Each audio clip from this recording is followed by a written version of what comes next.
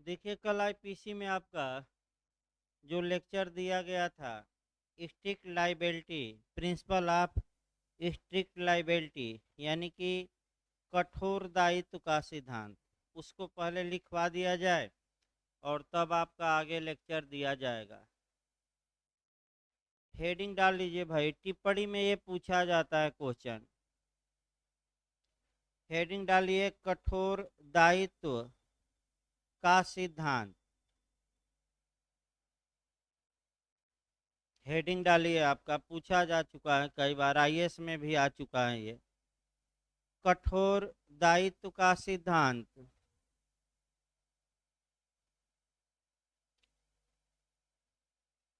English में लिख लीजिएगा, प्रिंसिपल ऑफ स्ट्रिक्ट लाइबिलिटी।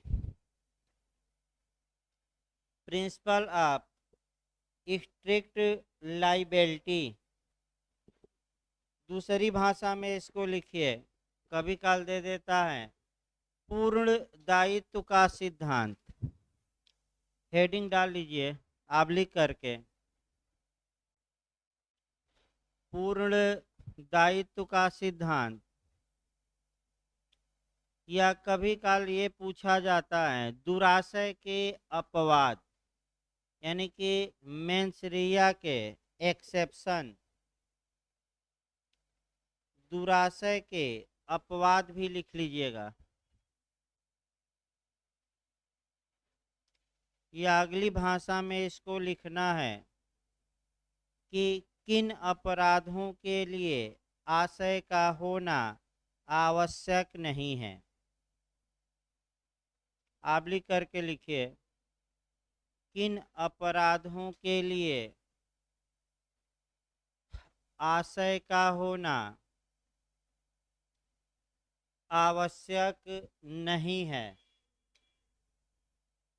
किन अपराधों के लिए आशय का होना आवश्यक नहीं है। पैराग्राफ चेंज करके इसका आंसर लिखिए।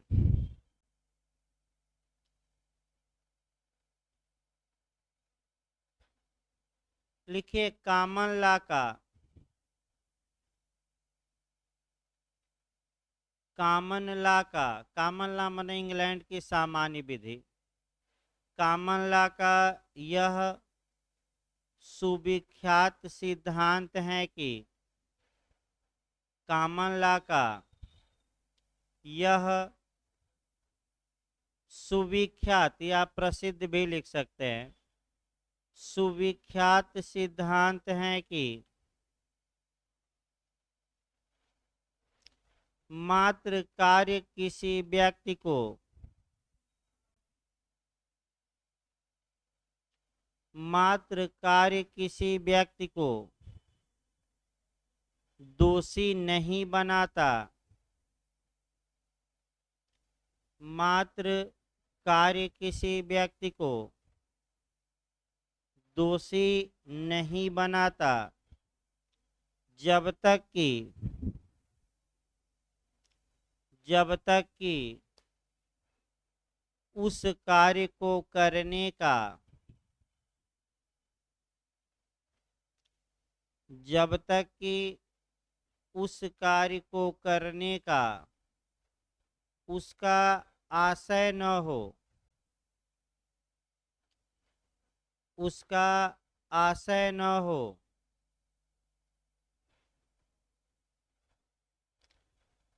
अतः, अतः अपराध के लिए किसी व्यक्ति को, अतः अपराध के लिए किसी व्यक्ति को तभी दंडित किया जा सकता है,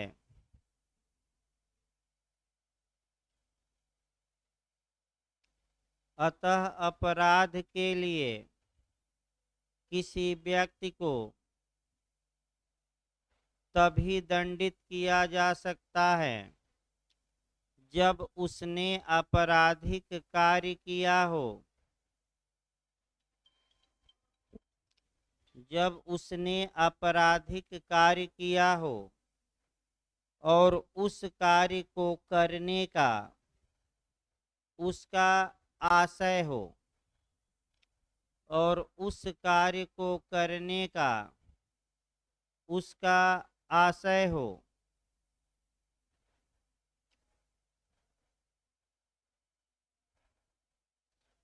पैराग्राफ चेंज करके लिखिएगा।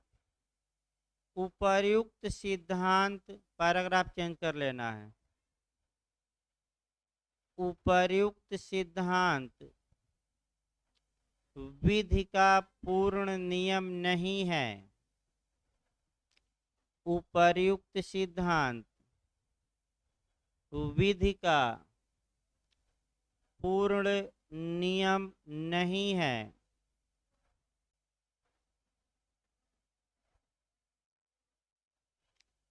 इसके कुछ अपवाद हैं। इसके कुछ अपवाद हैं। जहाँ की कोई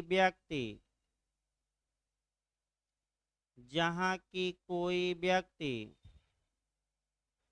केवल आपराधिक कार्य के लिए, माने एक्टस रिया कहा जाता है, जहाँ की कोई व्यक्ति केवल आपराधिक कार्य के आधार पर, जहाँ की कोई व्यक्ति केवल आपराधिक कार्य के आधार पर दोषी ठहराया जाता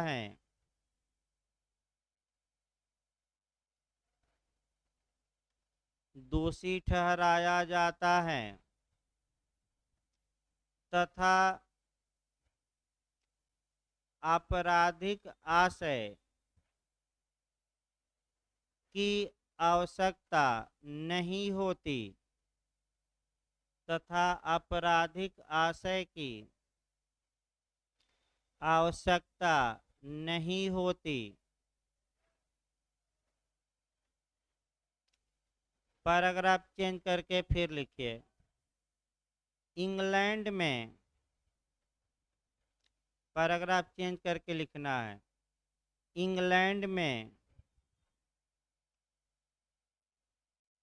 इंग्लैंड में इस प्रकार के निम्नलिखित 3 अपराध हैं।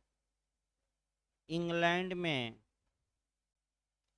इस प्रकार के निम्नलिखित 3 अपराध हैं।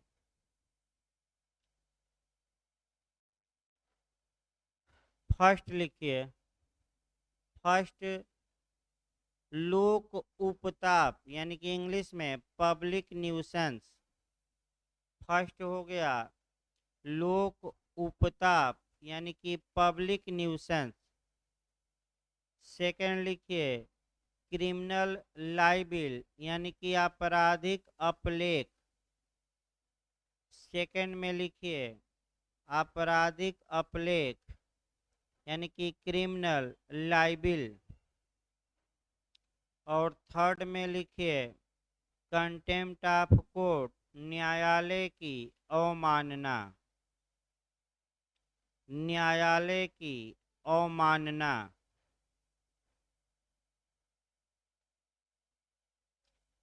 फिर पैराग्राफ चेंज करके लिखिए। भारत में, पैराग्राफ चेंज करके लिखिए, भारत में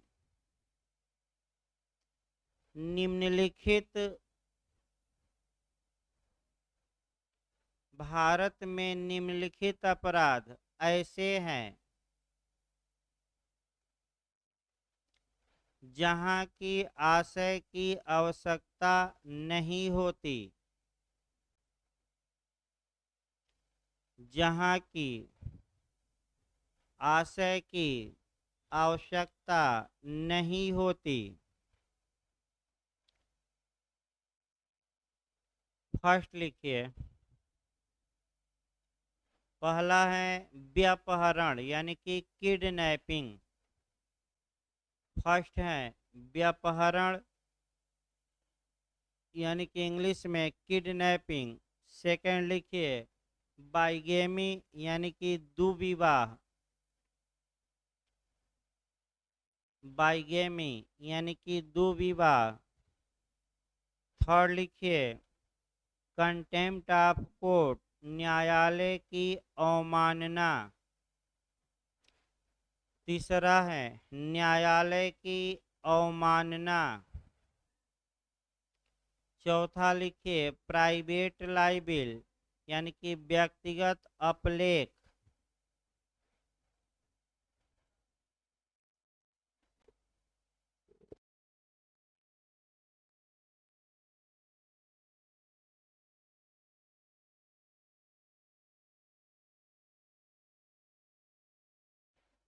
हाँ, व्यक्तिगत अपलेख यानी कि प्राइवेट लाइबिल। चौथा। पांचवा लिखिए लोक उपताप यानी कि पब्लिक न्यूसेंस। पांचवा है लोक उपताप, इंग्लिश में कहते हैं पब्लिक न्यूसेंस। अब देखिए आपका मॉडल क्या होना चाहिए। अगर आपका समय कम रहे, हम बता दें उपाय मेंस में, समय कम रहे तो बस इतना ही लिखिएगा। अगर समय आपके पास न रहे तो जितना लिखवाया गया इतना ही लिख कर छोड़ देना है। और अगर कुछ समय रहे वहाँ भी दिमाग लगाना है। अगर कुछ समय रहे आपके पास तो इन पांचों की तीन तीन लाइन, कम से कम चार चार लाइन क्या कर दीजिएगा व्याख्या।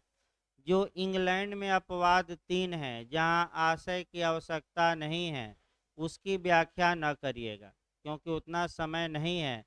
जो भारत में पांच आपका अपराध हैं जहां की आशय का होना आवश्यक नहीं है, आपका इसकी व्याख्या करना है।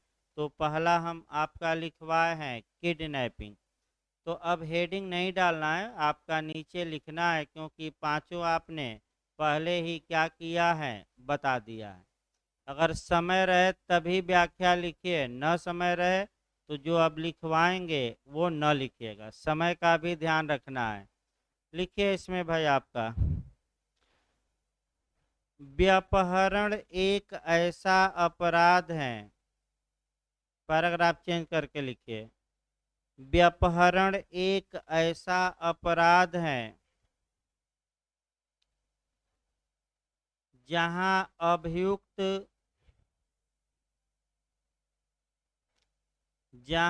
अभियुक्त मात्र आपराधिक कार्य के आधार पर, जहां अभियुक्त मात्र आपराधिक कार्य के आधार पर दोषी ठहराया जाता है, दोषी ठहराया जाता है। सर्वप्रथम आर बनाम प्रिंस के वाद में, सर्वप्रथम आर बनाम प्रिंस, सन लिख लीजिएगा आगे 1875, 1875। सर्वप्रथम आर बनाम प्रिंस के वाद में यह निर्धारित किया गया कि, देखिए जज का नाम कहीं जोड़ लीजिए। सर्वप्रथम आर बनाम प्रिंस के वाद में जस्टिस ब्लैकबर्न, थोड़ा जज का नाम जोड़ लीजिएगा, जस्टिस ब्लैकबर्न ने यह निर्धारित किया कि मैंने निर्णय दिया, जस्टिस ब्लैकबर्न ने यह निर्धारित किया कि व्यापहरण एक कठोर दायित्व का अपराध है, व्यापहरण एक कठोर दायित्व का अपराध है जिसमें आशय का होना आवश्यक नहीं है, जिसमें आशय का होना आवश्यक नहीं है।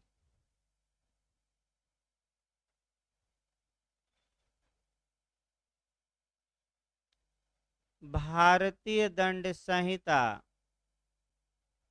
की धारा 359 में,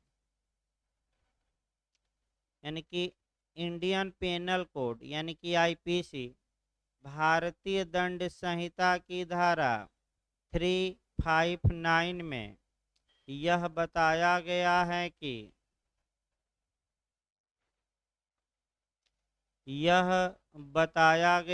कि व्यापहरण दो प्रकार का होता है। यह बताया गया है कि व्यापहरण दो प्रकार का होता है। फर्स्ट, भारत में से व्यापहरण। फर्स्ट, भारत में से व्यापहरण जिसका उल्लेख धारा 360 में किया गया है, जिसका उल्लेख धारा 360 में किया गया है। जबकि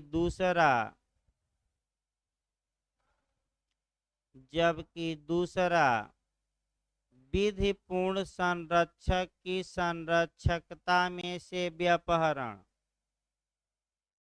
जबकि दूसरा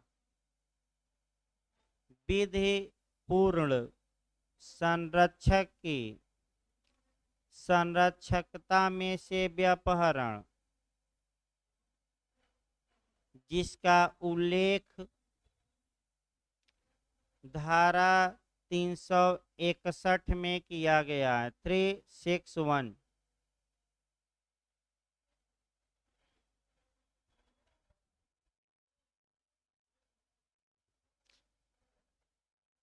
पैराग्राफ चेंज करके लिखिए। ये पहला हुआ आपका व्यापहरण की व्याख्या की गई। सेकंड में आपका बाइगेमी है, तो पैराग्राफ चेंज करके बाइगेमी लिखना। लिखिए, दुविवाह एक ऐसा अपराध है। पैराग्राफ चेंज करके लिखिएगा। दुविवाह एक ऐसा अपराध है जिसके लिए आपराधिक आशय का होना आवश्यक नहीं है। जिसके लिए आपराधिक आशय का होना आवश्यक नहीं है।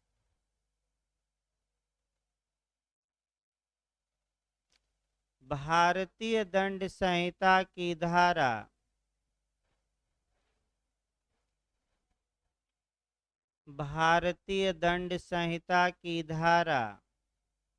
494 तथा 495 में, यानी कि 494 तथा 495 में इसे दंडनीय बनाया गया है। 494 तथा 495 में इसे दंडनीय बनाया गया है। तीसरा लिखिए, पैराग्राफ चेंज कर लीजिए। तीसरा हम लिखवाए हैं contempt of court. Paragraph change करके लिखिए, न्यायालय की अवमानना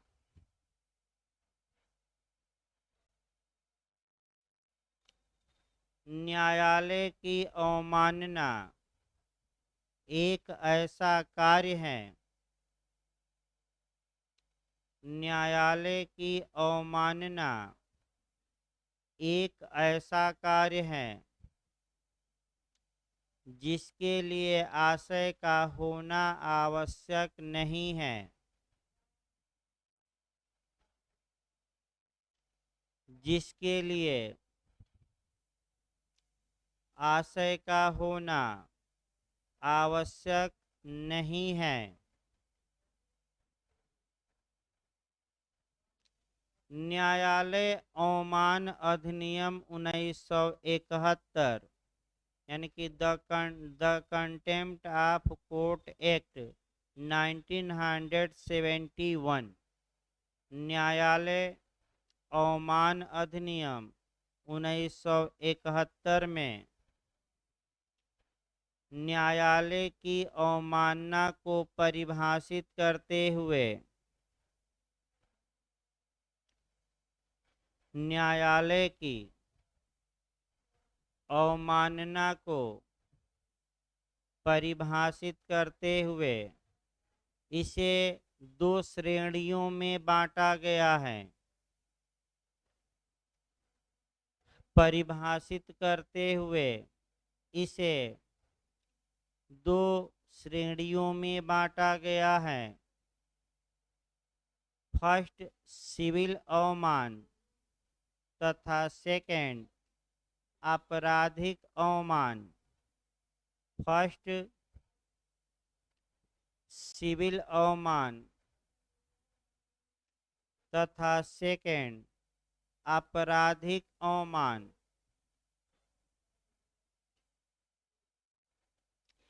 पैराग्राफ चेंज करके इस लिखिएगा। सिविल अवमान तब होता है, सिविल अवमान तब होता है जब कोई व्यक्ति सिविल अवमान तब होता है जब कोई व्यक्ति न्यायालय के निर्णय, डिक्री या आदेश इत्यादि को न्यायालय के निर्णय, डिक्री, आदेश इत्यादि को पालन करने से इनकार कर देता है, पालन करने से इनकार कर देता है,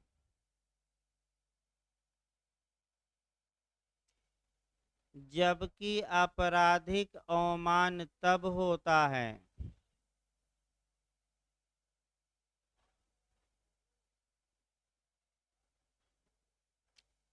जबकि आपराधिक अवमान तब होता है जब कोई व्यक्ति ऐसा कार्य करता है, जब कोई व्यक्ति ऐसा कार्य करता है जिससे न्यायालय की अधिकारिता, जिससे न्यायालय की अधिकारिता, कामा दीजिए निष्पक्षता, यानी कि जिससे न्यायालय के जुरिडिक्शन यानी कि अधिकारिता, फिर निष्पक्षता इत्यादि पर प्रतिकूल प्रभाव पड़ता है, इत्यादि पर प्रतिकूल प्रभाव पड़ता है,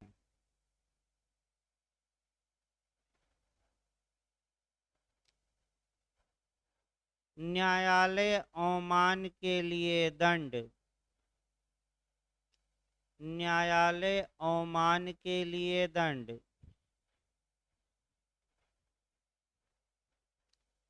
किसी भी भांति का 6 मास तक का कारावास,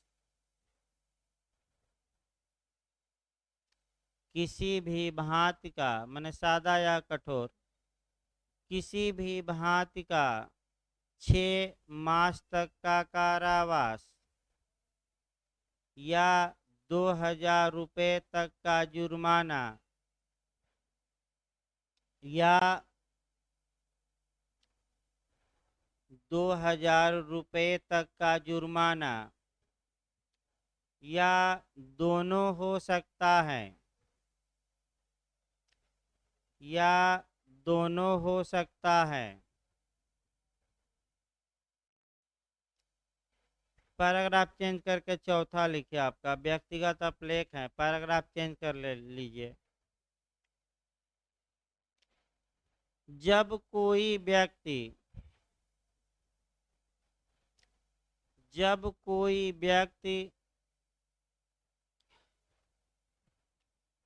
किसी अपलेख के माध्यम से, अपलेख मैंने लिखकर, मौखिक नहीं, बोलकर नहीं, जब कोई व्यक्ति किसी अपलेख के माध्यम से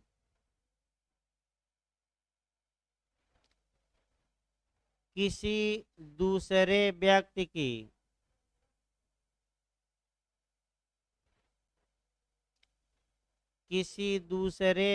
की ख्याति को क्षति पहुंचाता है, किसी दूसरे व्यक्ति की ख्याति को क्षति पहुंचाता है, तब इसे मानहानि कहा जाता है, डिफमेशन। तब इसे मानहानि कहा जाता है।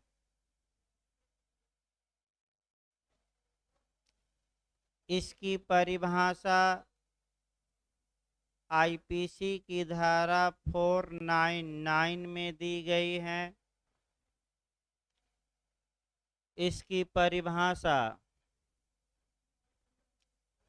आईपीसी की धारा 499 में दी गई है तथा इसके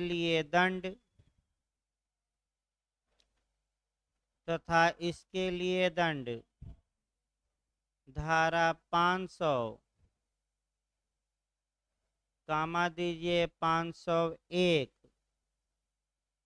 तथा 502 में प्रावधानित है तथा इसके लिए दंड धारा 500 कामा दीजिए 501 तथा 502 में प्रावधानित है।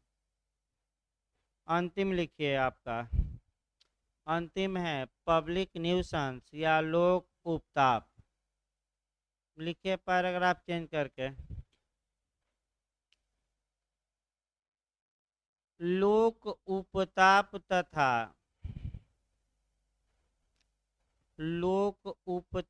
तथा लोक के स्वास्थ्य एवं सुविधा,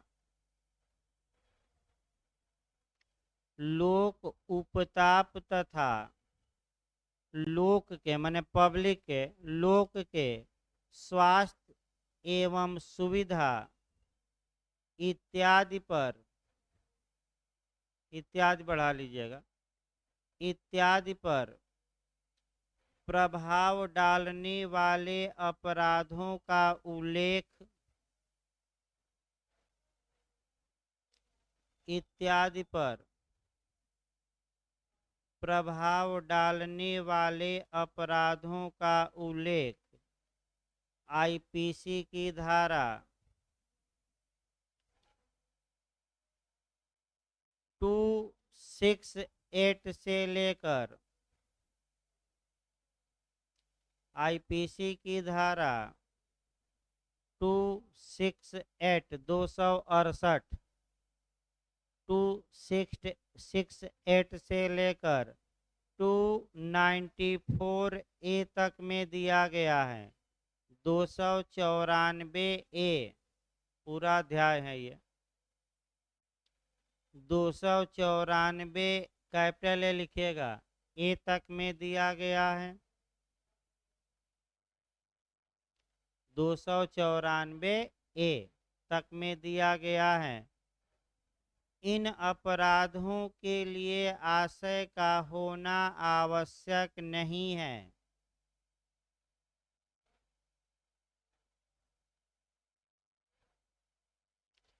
इन अपराधों के लिए आशय का होना आवश्यक नहीं है।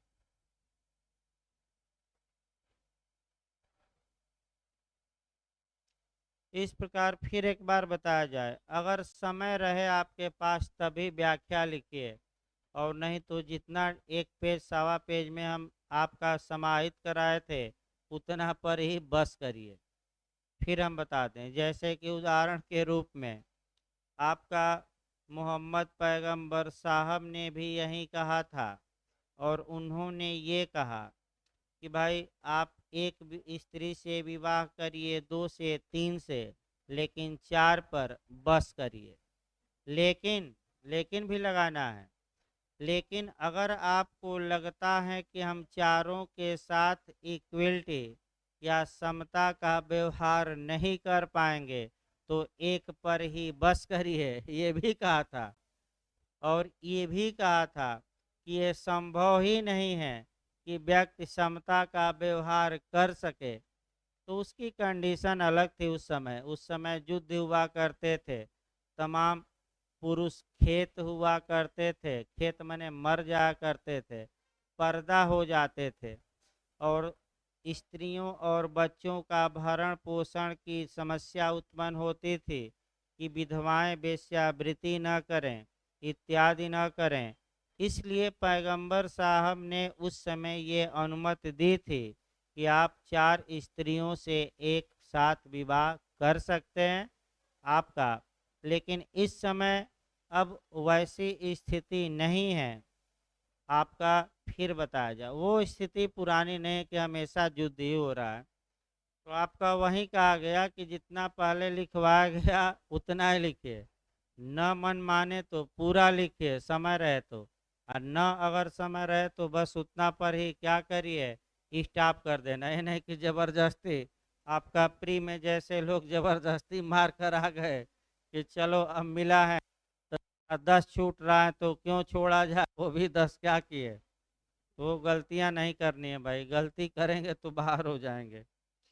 इस प्रकार अब अगला सिद्धांत लेक्चर देना है, बंद करिए लिखना और तब लेक्चर दिया जाए। आइए देखा जाए आपका जो बचा है आपका सामान्य बातें।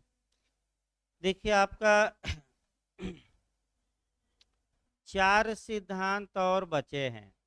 एक जो पूछा जाता है वैधानिकता का सिद्धांत, और तीन जो सिद्धांत हैं आपका क्रिमिनल मामलों के, वे सिद्धांत आपका संविधान से गवर्न होते हैं, और संविधान के अनुच्छेद आपका 20 से यानी कि 20 से।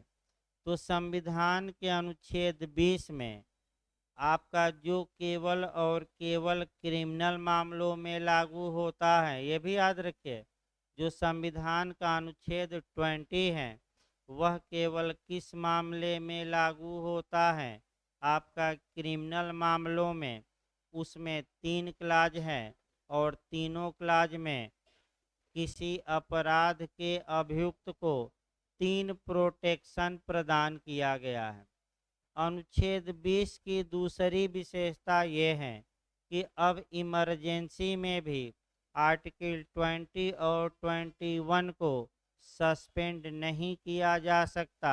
यानी कि अगर भारत में आपातकाल भी लागू हो तो अनुच्छेद 20 और 21 को अब सस्पेंड या निलंबित नहीं किया जा सकता। अर्थात ये मूल अधिकार लोगों को प्राप्त होंगे, भले ही भारत में क्या लागू हो, इमरजेंसी। बिहार एपीओ में आया भी था कि कौन से मूल अधिकार निलंबित नहीं किए जा सकते आपातकाल में भी, 20 और 21। तो यही जो आपका आर्टिकल 20 है यही उठाया जाए और 3 सिद्धांत आपका पढ़ना है। देखिए अनुच्छेद 20(1) का पहले व्यू देखा जाए। अनुच्छेद 20(1) में आपका जो सिद्धांत समाहित है, तो भारतीय यानी कि प्रत्येक अपराध के प्रत्येक अभियुक्त को यह अनुच्छेद 20(1) में यह मूल अधिकार है कि फंडामेंटल राइट है कि उसे कार्योत्तर विधियों से प्रोटेक्शन दिया जाए, यानी कि कार्योत्तर विधियों से संरक्षण प्रदान किया गया है, यानी कि protection against ex post facto law. अब एक्स पोस्ट फैक्टो ला होता क्या है, और इसी में आपका सिद्धांत पूछा जाता है। तो विधि के बिना अपराध नहीं हो सकता, इसको मैक्सिम भी जानना है, यही आपका समझना है।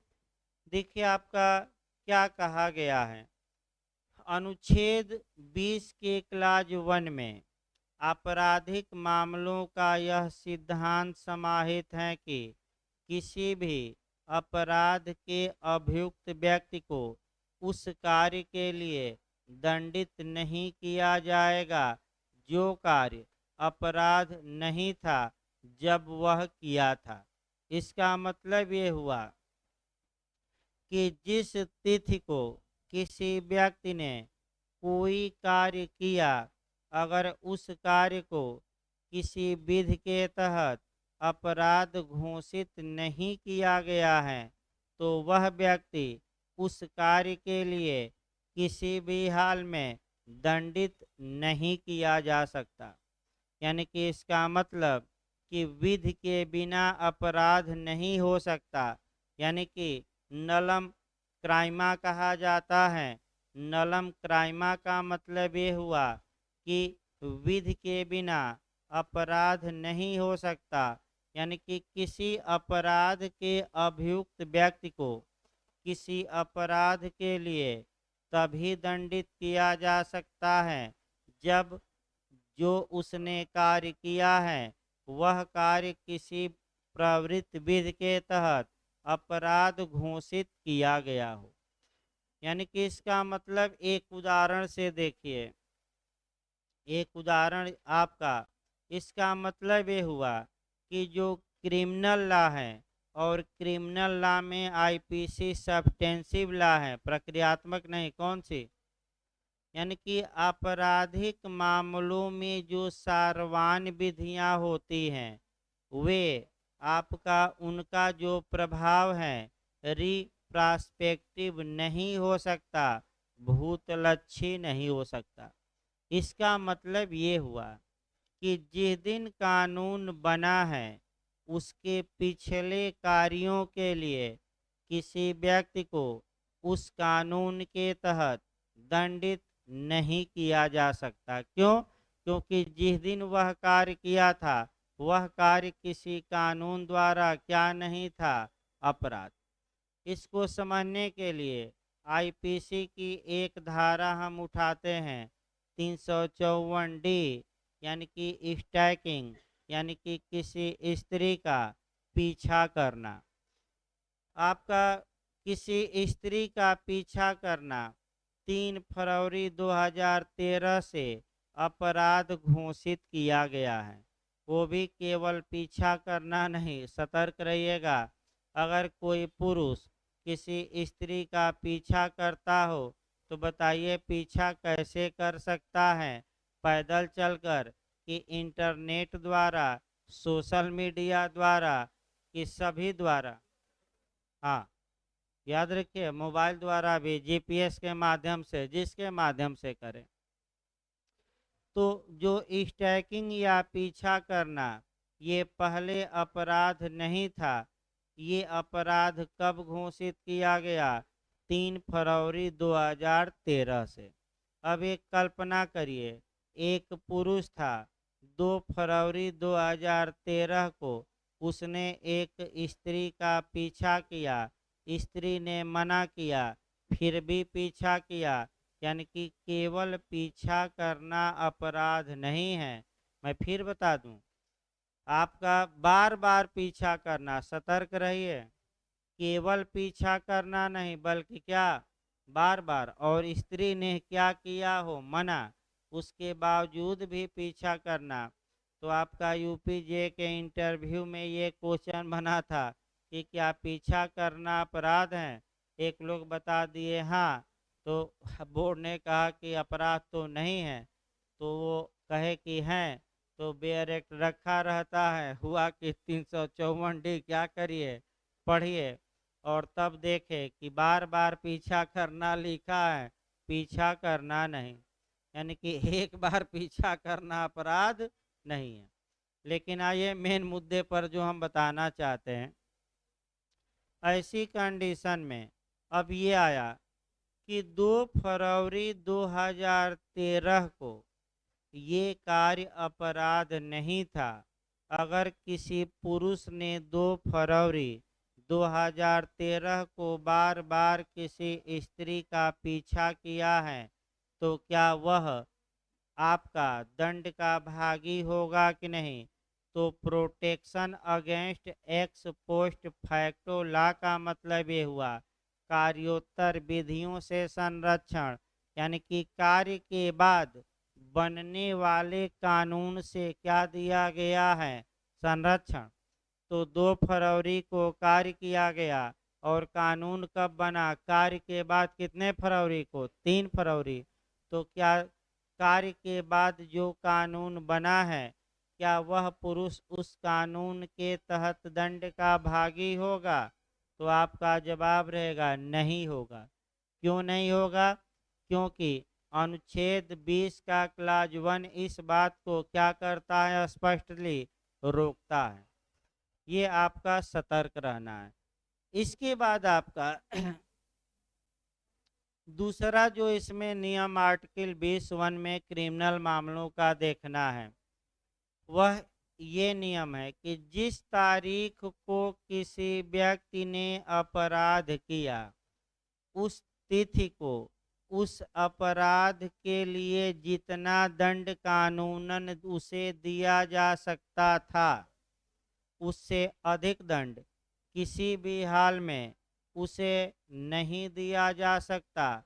यानी कि बाद में अगर कानून में बदलाव लाकर दंड की मात्रा बढ़ाई जाती है तो किसी भी हाल में वह बढ़े हुए दंड का भागी नहीं होगा। इस पर एक उदाहरण समझाने के लिए दिया जाता है निर्भया कांड दिल्ली का। आइए देखा जाए। निर्भया कांड के मामले में स्त्री के साथ दुराचार हुआ। अगर निर्भया की मृत्यु नहीं हुई होती तो किसी भी हाल में अभियुक्तों को मृत्यु दंड नहीं दिया जा सकता था, क्योंकि जिस तारीख को अभियुक्तों ने ये कार्य किया था, दुराचार के मामलों में मृत्युदंड का प्रावधान नहीं था। लेकिन मृत्युदंड का प्रावधान किया गया कुछ मामलों में 3 फरवरी 2013 से। तो 3 फरवरी 2013 से पहले जो अभियुक्त ये कार्य किए हैं उन्हें मृत्युदंड नहीं दिया जा सकता, क्योंकि जिस तारीख को वह अपराध किया उस अपराध के लिए जो दंड था, बाद में दंड की मात्रा बढ़ाकर आप बढ़ा हुआ दंड ऐसे अभियुक्त को नहीं दे सकते। लेकिन अगर दंड की मात्रा कम की जाती है तो अभियुक्त इसका लाभ उठा सकता है, कोर्ट से ये मांग कर सकता है कि हमें दंड कम दिया जाए, क्योंकि इस अपराध के लिए दंड की मात्रा अब क्या हो गई है? कम। वो तो निर्भया की डेथ हो गई और 164 सीआरपीसी के तहत जो उसने मजिस्ट्रेट के समक्ष स्टेटमेंट दिया था, वहीं स्टेटमेंट एविडेंस की धारा 32(1) के तहत डाइन डिक्लेरेशन में कन्वर्ट हो गया और मुख्य आधार वही बना आपका मृत्युदंड देने का, क्योंकि डाइन डिक्लेरेशन एक सब्सटेंसिव एविडेंस है, यानी कि सारवान साक्ष्य है। तो ये हम बताए दूसरा उदाहरण। तीसरा, विधि के बिना अपराध नहीं हो सकता।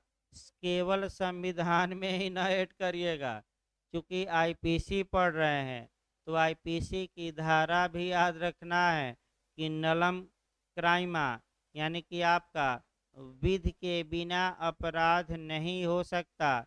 ये आईपीसी की धारा 2 में यानी कि 2 में स्पष्ट रूप से समाहित है। यानी कि किस सेक्शन में आप ऐड करेंगे? आईपीसी के 2 में। दूसरा देखिए, आपका पहला आपका प्रिंसिपल निकल गया, दूसरा आपका प्रिंसिपल देखिए। दूसरा जो आपका आपराधिक मामलों का सिद्धांत है, वह सिद्धांत आपका अनुच्छेद 20 के क्लाज 2 में समाहित है, जिसको लीगल भाषा में कहा जाता है प्रोटेक्शन अगेंस्ट डबल जियोपार्डी या विस वैक्सरी या रेह जुडिकेटा भी कहा जाता है, यानी कि प्रांग न्याय।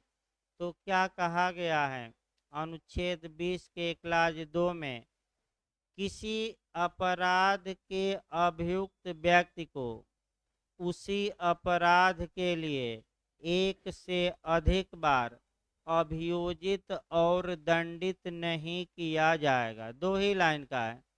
इसका मतलब ये हुआ कि किसी अपराध के अभियुक्त व्यक्ति को उसी अपराध के लिए एक से अधिक बार अभियोजित और दंडित नहीं किया जाएगा। इसका मतलब ये हुआ कि अगर किसी व्यक्ति ने कोई अपराध किया है, उस अपराध के लिए न्यायालय में उसके खिलाफ मुकदमा चला, न्यायालय ने उस अपराध के लिए उसे दंडित किया हो, तो अनुच्छेद 20 का clause 2 protection against double jeopardy, यानी कि दोहरे खतरे, दोहरे जोखिम, दोहरे दंड से या विश्ववैक्सरी से प्रोटेक्शन देता है और ये बता देता है कि अब पुनः उसी अपराध के लिए उस पर दोबारा न तो मुकदमा चलाया जाएगा और न ही उसे दंडित किया जाएगा। संविधान का अनुच्छेद 20 का क्लाज 2 का जो दायरा है वह सीमित दायरा है, क्योंकि अनुच्छेद 20 का क्लाज 2 किसी अपराध के अभियुक्त को तभी संरक्षण देगा जब पहले मुकदमे में वह सजा पाया हो, दोषी ठहराया गया हो। अगर एक बार उस पर उस अपराध के लिए मुकदमा चला और वह एक्विटल कर दिया गया, अर्थात बरी कर दिया गया, अर्थात दोष मुक्त कर दिया गया है, तो हमारा संविधान उसे कोई बचाव नहीं देता और उसी अपराध के लिए उस पर दूसरा मुकदमा क्या हो सकता है, चलाया जा सकता है। अब जो क्वेश्चन, यानी कि हमारे संविधान में प्रांग दोष मुक्ति का सिद्धांत समाहित नहीं है, प्रायर एक्विट का सिद्धांत समाहित नहीं है, बल्कि प्रायर कन्विक्ट का, यानी कि पूर्व दोष सिद्धि का, यानी कि प्रायर कन्विक्ट का सिद्धांत समाहित है। ये याद रखिए, कम से कम इतनी बातें। अब इसी को आपका कोरिलेट करके कुछ लिखना पड़ेगा, और कोरिलेशन आपका जो ये क्रिमिनल मामलों का सिद्धांत है, ये जहाँ जहाँ से कोरिलेट हो, कम से कम 2-3 जगह उल्लेख कर दीजिएगा। आपका पहला हम उल्लेख कर रहे हैं इस सिद्धांत का, इस सिद्धांत को प्रश्रय दंड प्रक्रिया संहिता की धारा 300 के क्लाज 1 में किया गया है, जहाँ की ये बताया गया है कि अगर किसी अपराध के अभियुक्त के खिलाफ आपका मुकदमा चला हो, पहले मुकदमे में या तो वह दोष मुक्त हुआ हो या दोष सिद्ध हुआ हो, और जिस वह निर्णय कायम हो, अस्तित्व में हो, निर्णय उल्टा नहीं गया, वह निर्णय क्या है, कायम है, तो उसी अपराध के लिए उस पर दोबारा मुकदमा नहीं चलाया जा सकता। यानी कि आपका हमारी सीआरपीसी व्यापक बचाव देती है, क्योंकि दोष मुक्ति में भी बचाव देती है और दोष सिद्धि में भी। ये सीआरपीसी की कम से कम एक धारा को रिलेट करके यूज करिएगा। कौन सी धारा, आपका 300 का क्लाज 1 केवल लिखिएगा हल्का सा। ये आपका सिद्धांत हो गया 20 का क्लास 2 में। इसके बाद आइए 20 का क्लास 3 देखा जाए। ये भी काफ़ी महत्वपूर्ण है। यहाँ तो आपको 2-3 केस भी लिखना पड़ेगा। पहला केस काठी कालू का लिखिएगा, दूसरा केस आपका सेल्वी बनाम कर्नाटक राज्य का जो आया है केस आपका, सेल्वी का ही केस है ना, जिसमें कि आपका, हाँ, Selvi versus state of Karnataka, 2 case कम से कम लिखना है। और यहाँ जब भी आप आपका कह सकते हैं पढ़िए तो कुछ सीआरपीसी की धाराएं पढ़िएगा और कुछ आपका एविडेंस की कोरिलेट करके लिखना है। देखिए आपका शुरुआत करते हैं। अनुच्छेद 20 का clause 3, protection against self incrimination, अर्थात आत्म अभिशंसन के विरुद्ध संरक्षण या आत्म अपराध रोपण के विरुद्ध संरक्षण देता है। यानी कि किसी ये कहा गया है, एक लाइन का ही बैरेक्ट है, किसी अपराध के अभियुक्त व्यक्ति को अपने ही विरुद्ध या स्वयं के विरुद्ध साक्ष्य देने के लिए बाध्य नहीं किया जाएगा, विवश नहीं किया जाएगा। यानी कि अगर कोई व्यक्ति है वह किसी ऑफेंस का एक्यूज्ड है तो उसे बाउंड नहीं किया जाएगा कि वह अपने ही विरुद्ध एविडेंस दे। ये फंडामेंटल राइट है, ये मौलिक अधिकार है, मैं बता दूं, प्रत्येक अभियुक्त का। और इस मौलिक अधिकार को तमाम कानूनों में प्रोटेक्शन दिया गया है। अब जहाँ जहाँ प्रोटेक्शन दिया गया है वहाँ वहाँ कम से कम आपको गौर करना पड़ेगा। यानी कि कोई भी अपराध का अभियुक्त व्यक्ति ऐसा साक्ष्य प्रस्तुत करने के लिए बाध्य बाउंड नहीं किया जाएगा जो उसे आपराधिक मामलों में फंसाता हो। ये बाध्य नहीं किया जा सकता, क्योंकि ये अभियोजन या प्रोसिक्यूशन का दायित्व है कि वह अभियुक्त के दोष को युक्त युक्त संदेह से परे क्या करे, साबित। कल ही बताया गया था एविडेंस में, किसका दायित्व?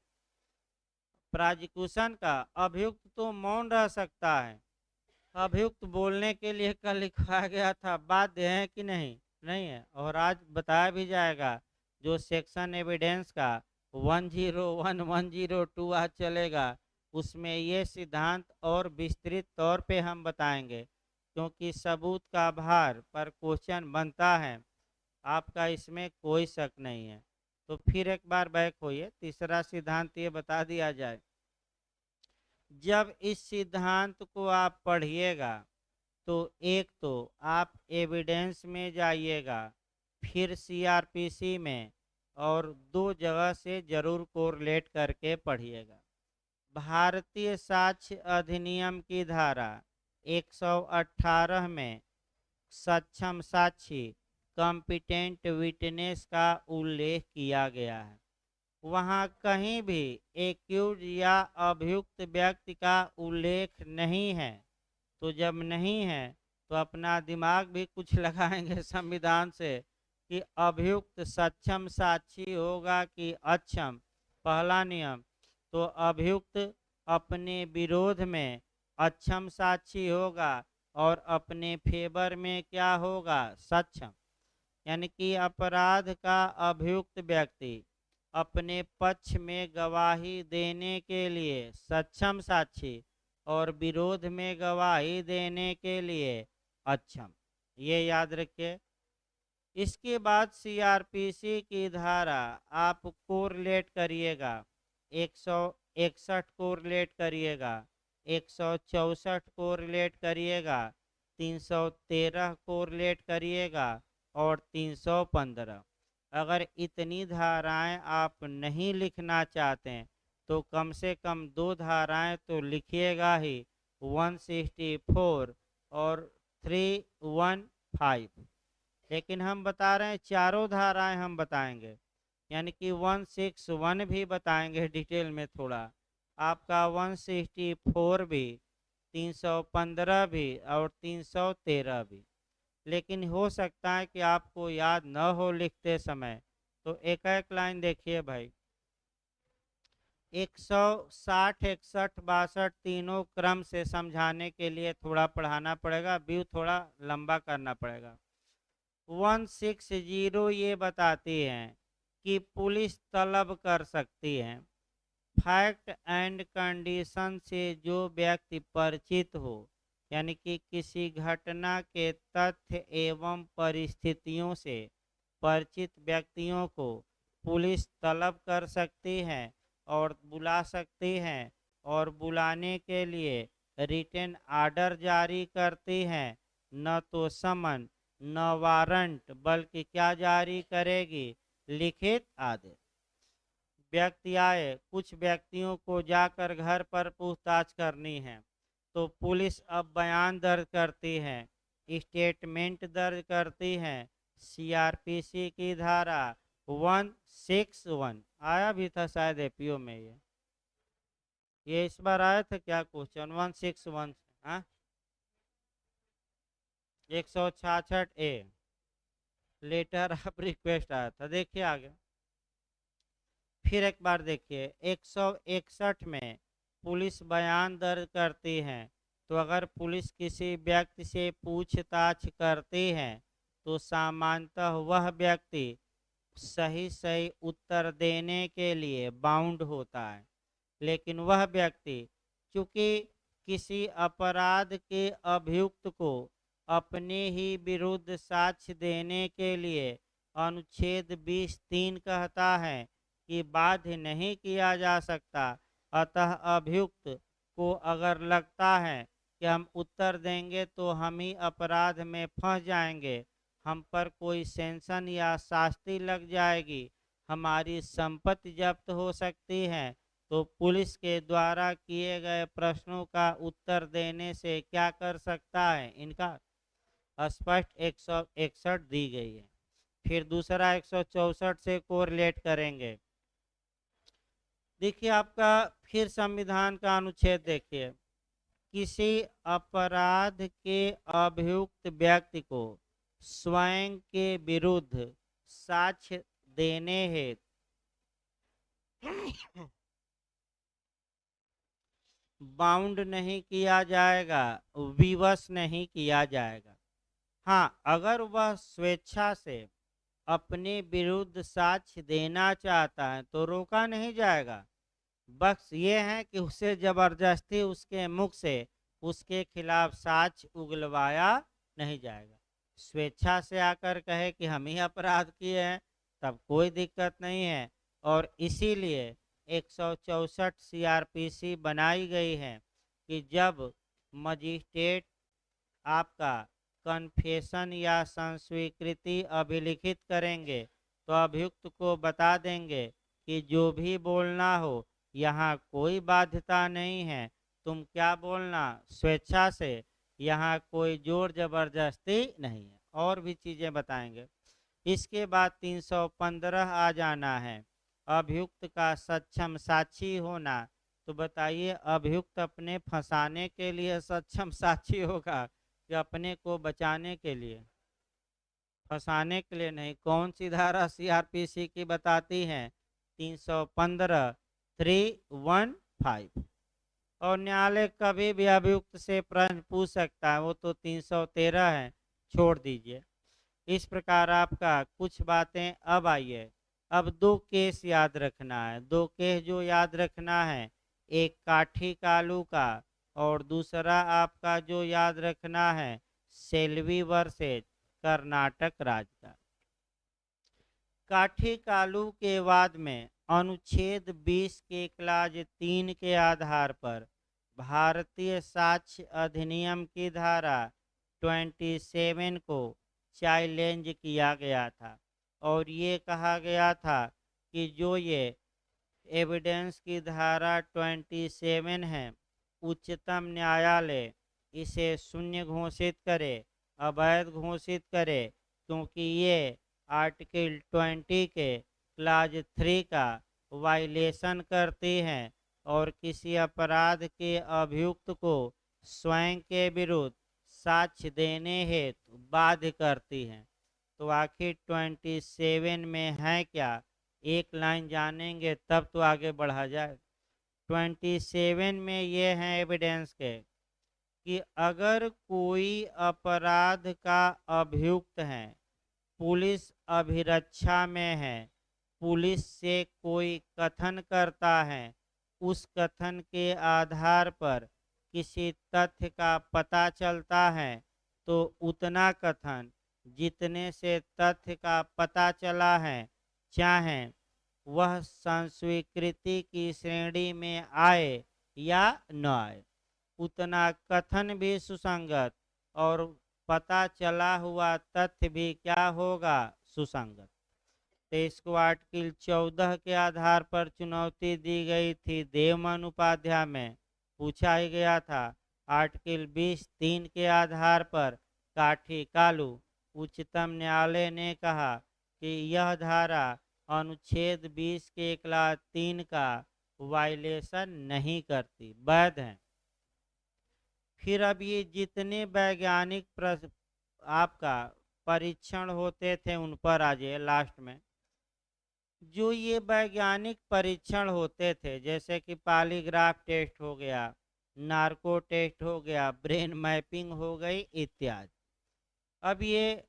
अब एक आया केस सेल्वी बनाम कर्नाटक राज्य, और सेल्वी के केस में सुप्रीम कोर्ट से मांग की गई कि हजूर ये जो वैज्ञानिक परीक्षण हो रहे हैं अभियुक्त की सहमति के बगैर, रजामंदी या कंसेंट के बगैर, ये तो आर्टिकल 20 के क्लास 3 का वायलेशन हो रहा है, क्योंकि अभियुक्त को बाध्य किया जा रहा है कि वह अपने ही खिलाफ क्या करे, बोले। सुप्रीम कोर्ट ने सेल्वी की बात को मान लिया और कहा कि बिना सहमत के वैज्ञानिक परीक्षण हो सकता है कि नहीं, नहीं हो सकता। यानी कि नार्को टेस्ट इत्यादि पर मनमाना पर रोक लगाया सुप्रीम कोर्ट। और ये जो परीक्षण है ये तभी हो सकते हैं जब जिसका परीक्षण होना है वह रजामंद हो कि न हो, रजामंद हो। सम्मत के बगैर जबरदस्ती अब परीक्षण नहीं हो सकता। वो भी मजिस्ट्रेट आदेश देगा, मजिस्ट्रेट के न्यायालय में लिखित में रजामंदी दी जाएगी कि मैं वैज्ञानिक परीक्षण कराने के लिए क्या हूँ, रजामंद हूँ। तब मजिस्ट्रेट आदेश देंगे और तब ये परीक्षण होगा। तो ये भी 20(3) का क्या माना गया, वायलेशन। लेकिन सहमत से आपका वैज्ञानिक परीक्षण हो सकता है। इस प्रकार तीनों सिद्धांत शॉर्टकट में बताए गए थोड़ा, क्योंकि आपका मुख्य रूप से ये संविधान में है, क्रिमिनल मामलों के भी सिद्धांत है। तो भाई 15 मिनट का ब्रेक रहेगा।